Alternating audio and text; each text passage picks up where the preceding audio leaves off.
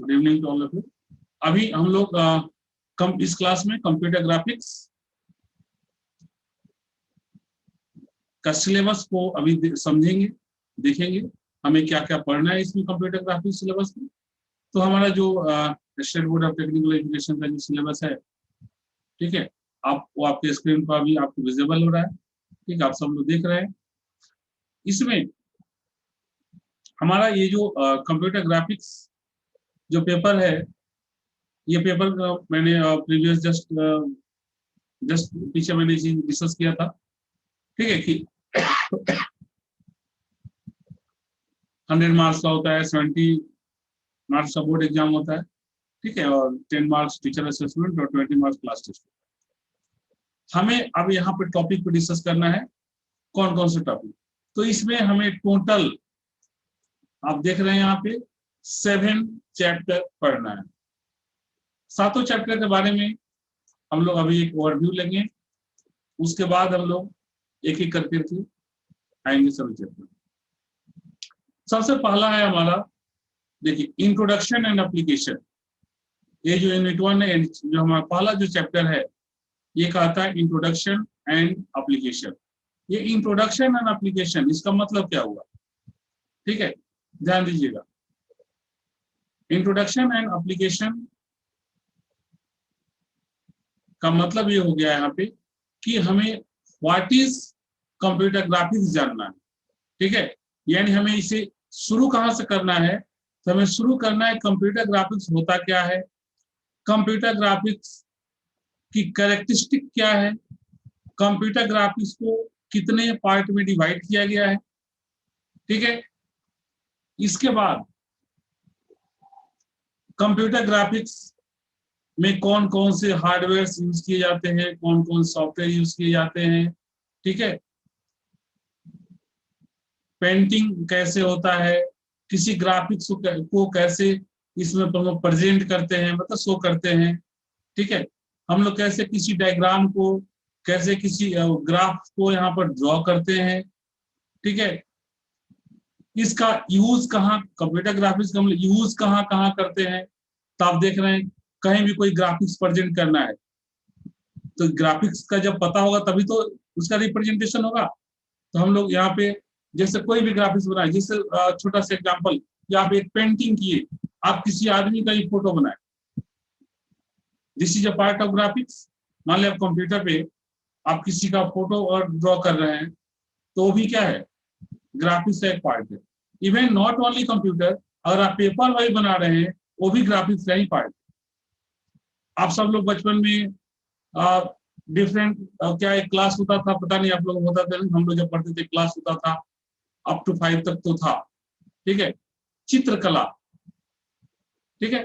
तो होता क्या, प्रत्येक सैटरडे को रहता था, उसमें क्या होता था कि हमको सिर्फ हमें कॉपी लेके जानी होती थी, वो ड्राइंग वाली, और उस पर हमें केवल चित्र बनाना होता। जैसे किसी भी चित्र का, जैसे टीचर ने हम लोग को बोल दिया कि चलो किसी सपोज करो कि पीपल का पत्ते का फोटो बनाओ, तो हमें पीपल का पत्ता वहां ड्रॉ करना होता था। कोई कहता था कि मान ले बोले कि मैंगो का बनाओ, तो मैंगो हम लोग बनाते थे। तो इस तरह से डिफरेंट तरह के हम लोग जो फोटो ड्रॉ करते थे, ठीक है। तो उस समय हम लोग समझते थे हम लोग सिंपल फोटो ड्रॉ कर रहे हैं, लेकिन अब जब ग्राफिक्स के बारे में जाने, तब जाने क्या कि दिस इज नॉट वो सिंपल। हम लोग जो जिससे फोटो ड्रॉ करते थे, जिसे हमें बचपन में टीचर हमें बताते थे कि ये सिंपल आम का तुम फोटो बनाए, बहुत सुंदर है, ऐसे ही आम का फोटो बनता है। एक्चुअल में उसे हम लोग ग्राफिक्स के टर्म में जानते हैं, वो एक ग्राफिक्स है, ठीक है। और उसी चीज को हम लोग जब कंप्यूटर बनाते हैं, तो उसे हम लोग बोलते हैं कंप्यूटर ग्राफिक्स। सिंपल पेज जब बनाते हैं तो उसे ग्राफिक्स बोलते हैं, ठीक है। लेकिन जब उसे कंप्यूटर के हेल्प से बनाते हैं, तो उसे हम लोग बोलते हैं कंप्यूटर ग्राफिक्स, ठीक है। अब देखिए, नॉर्मल आप हाथ से किसी कोई ग्राफिक्स बनाते हैं और कंप्यूटर के हेल्प से बनाते हैं, दोनों में काफी अंतर होता है। आप नॉर्मल हाथ से बनाते हैं तो आप उस तरह का बेटर लुक नहीं दे पाते, डिफरेंट तरह कलर कॉम्बिनेशन को आप नहीं चूज कर पाते हैं, जितना बेस्ट कलर कॉम्बिनेशन सिस्टम आपको प्रोवाइड कर देता है। तो सिस्टम में आप बनाते हैं तो और ज्यादा बेटर लगता है, और ज्यादा बेटर होता है, और वो सुंदर होता है, ठीक है। तो ये सारे बेनिफिट्स यहाँ पे हमें मिलते हैं। तो ये हमने देखा कि जैसे कंप्यूटर ग्राफिक्स का एप्लीकेशन कहाँ पे होता है, तो जिसमें से एक नाम है जैसे कि ग्राफिक्स को प्रेजेंट करने में, फिर पेंटिंग करने में, आप देखना क्लियरली यहाँ लिखा हुआ है,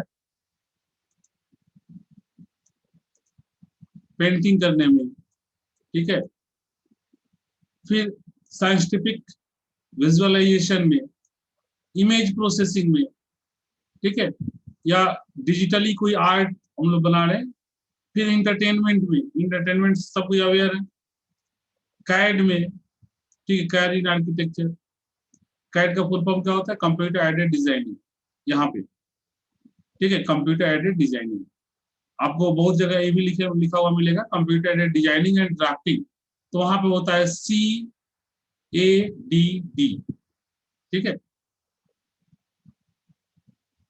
बहुत जगह आपको लिखा हुआ मिलेगा कैड कैम, उसका मतलब होता है कंप्यूटर एडेड डिजाइनिंग और कंप्यूटर एडेड मैनिपुलेशन, ठीक है, ये भी आपको लिखा हुआ मिल सकता है, तो इस समय। और उसके बाद एनिमेशन में, एनिमेशन तो आप सबको अवेयर है, ठीक है, आप लोगों बहुत सारे आप मूवी देखते हैं, एनिमेटेड मूवी, जैसे कुछ साल पहले आया था क्या, जय हनुमान, ठीक है, अभी भी आप क्या यूट्यूब वगैरह आप देखते हो, बहुत सारा दिया हुआ रहता है एंटरटेनमेंट के लिए, बहुत सारा मूवी आपका एनिमेटेड मूवी दिया हुआ रहता है, ठीक है, तो डिफरेंट, अब एनिमेशन है, यहाँ पर सिर्फ पहला यूनिट उसके बारे में जानने के एनिमेशन क्या होता है, ठीक है, तो एनिमेशन आप देखते होंगे कि जैसे कोई इमेज देखते हैं कि एक इमेज एक जगह से दूसरी जगह जा रहा है, एक्चुअल में एनिमेशन में वो वीडियो एक तरह से आप क्या देख रहे हैं, एक इमेज दूसरी जगह से चलते हुए जा रहा है, इसका मतलब क्या, वीडियो वाला काम हो रहा है,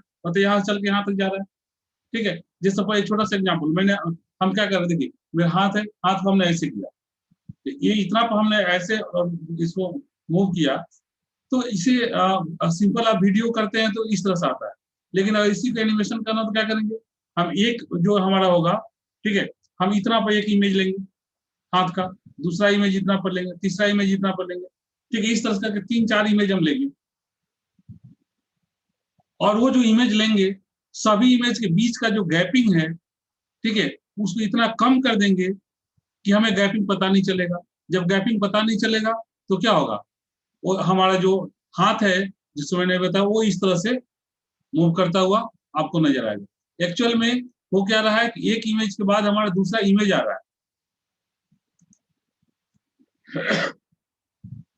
एक्चुअल में हो रहा है कि एक इमेज के बाद हमारा दूसरा इमेज आ रहा है, बट यहाँ पर क्या हो रहा है कि हमें लग रहा है कि ये पूरा जिससे हमने हाथ यहाँ पे आप देख रहे हैं, हाथ हमने रोटेट किया, तो ये हाथ हमें, बल्कि हम इमेज ले रहे हैं यहाँ पे, एक बार दूसरा के बाद तीसरा, एक छोटा सा एग्जांपल इस समझने के लिए हम इस तरह समझ सकते हैं एनिमेशन को, कि जैसे कि आपके सभी घर में पंखा लगा हुआ है, अभी आप बैठे होंगे फैन चल रहा होगा, ठीक है, अगर पहले से आपको नहीं पता है कि फैन में कितना में आपका जो उसमें जो डायना है वो कितना है, और आपका फैन तेजी में चल रहा है, मैं अभी पूछ दूं आपसे उसको कितना डायना है, तो आप बता पाएंगे, नहीं बता पाएंगे, ठीक है, पहले से पता है इसलिए आप उससे बता देते हैं, तो यहाँ पर यही चीज है कि आपको पता क्यों नहीं चला, तीनों डायना तो अलग अलग रहता है, बट जब वो मोशन में आया तो दो डायना के जो बीच का जो गैपिंग है, ठीक है, उसको इस तरह से मैनेज हो गया हो कि आपको दोनों गैपिंग आपको दिख ही नहीं रहा है, इसकी वजह से क्या हो रहा है, आपको लग रहा है कि ये दोनों, आपको डायना दिख ही नहीं, आपको लग रहा है कि ये कंटिन्यूअसली चल रहा है, ठीक है, ये ह्यूमन की जो विजुअलाइजेशन का जो कैपेसिटी है, ठीक है, उस पर डिपेंड करता है, जिसको हम बोलते हैं प्रिसिस्टेंस कैपेसिटी, ठीक है, तो जनरली ह्यूमन की जो प्रिसिस्टेंस कैपेसिटी होती है 1/10 होती है, ठीक है, यही वजह है कि हम लोग बहुत ज्यादा स्पीड से कुछ रोटेशन होता है, उसके बीच से गैपिंग हम लोग कैच नहीं कर पाते, उसको हम लोग नहीं, गैपिंग को हम लोग कैच नहीं कर पाते हैं, जिसकी वजह से हमें पता, गैपिंग हमें पता ही नहीं चलता, ठीक है, तो ये चीज है यहाँ पे। उसके बाद है डिफरेंट हमारा जिसे डिस्प्ले डिवाइसेस के बारे में, ठीक है, कि हमारा ये CRT मॉनिटर क्या होता है, LCD क्या होता है, प्लाज्मा पैनल डिस्प्ले क्या होता है, फिर रैंडम स्कैन और रेस्टर स्कैन मॉनिटर क्या होता है, ठीक है। इन सब के बारे में हम लोग पढ़ेंगे। जैसे आप लोग CRT के बारे में कुछ पहले से जानते हैं, LCD के बारे में पहले से जानते हैं, लेकिन यहाँ पर उसके बारे में हम लोग थोड़ा डिटेल पढ़ेंगे, ठीक है। उसके बाद डिफरेंट तरह की इनपुट डिवाइसेस के बारे में पढ़ेंगे, आउटपुट डिवाइसेस क्या होता है उसके बारे में हम लोग जानेंगे। फिर आप देखिए उसके बाद हम लोग जो यहाँ पे इसके आगे जो देखेंगे वो है हमारा, देखिए यहाँ पर 2D drawing, 2D drawing geometry, ठीक है। शॉर्ट हम लोग इसे 2D ग्राफिक्स भी बोलते हैं या 2D ज्योमेट्री भी बोलते हैं, ठीक है। इसमें जैसे कि आपका 2D ट्रांसफॉर्मेशन पढ़ना है। अब 2D ट्रांसफॉर्मेशन में का मतलब क्या होता है? तो 2D ट्रांसफॉर्मेशन में होता है 2 डायमेंशनल ट्रांसफॉर्मेशन। ये 2 डायमेंशनल ट्रांसफॉर्मेशन है क्या, ठीक है।